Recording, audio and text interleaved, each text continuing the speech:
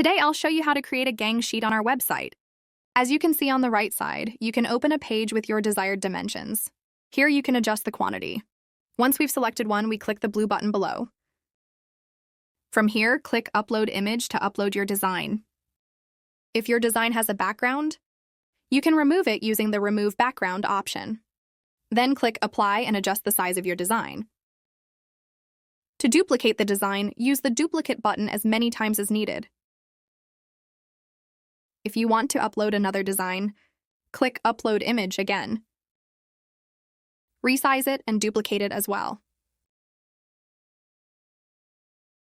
Once you're done, click Save and Add to Cart. Add any notes if needed, then proceed to checkout.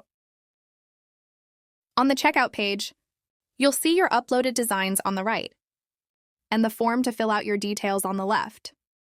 Finally, click Pay Now to complete your order.